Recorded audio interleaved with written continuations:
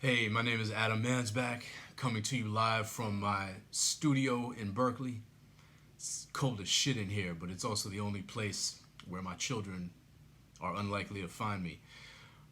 I can see my breath. I don't know if you can see my breath. In any case, I'm going to be reading an excerpt from this book. It's called I Had a Brother Once.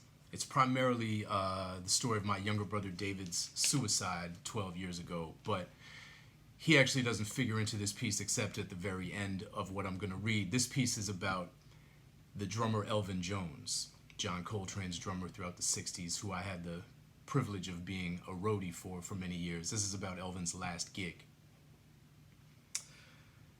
The last time the world's greatest drummer ever drummed, I was there.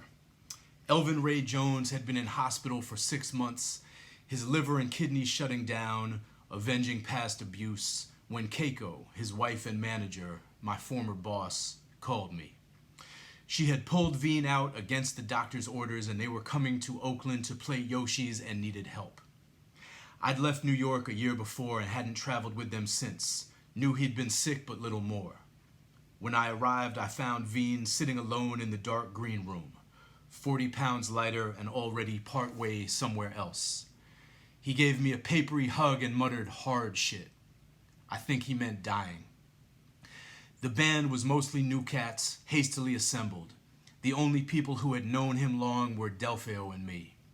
Elvin was barely talking, but Keiko told me that in the hospital he had spoken frequently of John, whose name seldom passed Veen's lips in normal times, the loss too raw despite the years. When reporters asked, Veen fed them platitudes, said John had been an angel sent from heaven. I always took this to mean that Elvin was the demon in their partnership, elemental and propulsive, the churning ocean atop which Coltrane balanced as he searched for God. There was an oxygen tank now, backstage at first and then, as the week unfolded, on it, tubes snaking from behind the floor toms into Elvin's nostrils. The audience did not know what to make of what they saw. One night, the doctor who supplied the tank got caught in traffic and the tip of Veen's right stick came up half an inch short of the golden ride symbol every time he tried to hit it. Every time. The fans were in agony, doubled forward in their chairs, willing the wood to find the hammered metal. I heard an old man say, "Let him go home and get some rest," as if Veen had been rousted from the sickbed against his will. But Keiko knew exactly what she was doing. Elvin had allowed her to see him in all his naked fullness, and so when the time came, here he was, dying at home on his drum stool. His purpose had never been in doubt. He was on the planet to offer the gift of his music to a world that needed all the love and majesty those songs contained. Seldom did a gig pass in all my years sitting backstage with Keiko that she did not tell me as much, restate this thesis, eyes widening over her cup of tea, bright painted lips pursed as she nodded in somber agreement with herself. His job was to play and hers was to make sure that nothing happened to him, to sweep away impediments and master details, belay danger no matter the source or the toll it took. I saw her throw musicians bodily out of nightclubs when they showed up on that shit because nobody high was ever going to be alone with Keiko's husband again.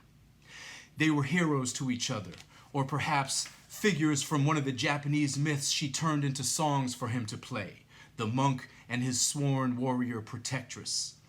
Elvin's certitude sat at the precise center of him, radiating an electric peace that by the time it reached his four extremities and passed into the bass and hi-hat, snares and toms and crash and ride became a storm.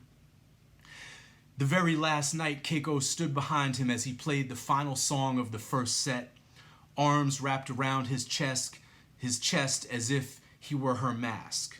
The tune was Dear Lord, one of John's. When it was over, Veen sat motionless behind the trap kit while we waited for the room to clear.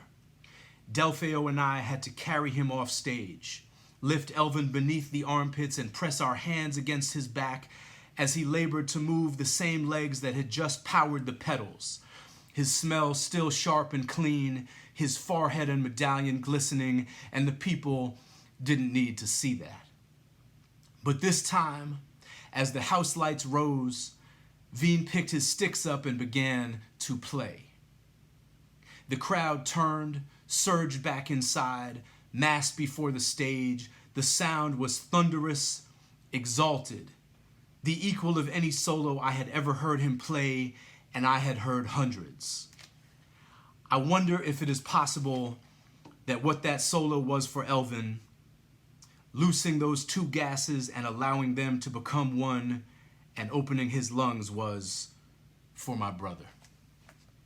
Thank you.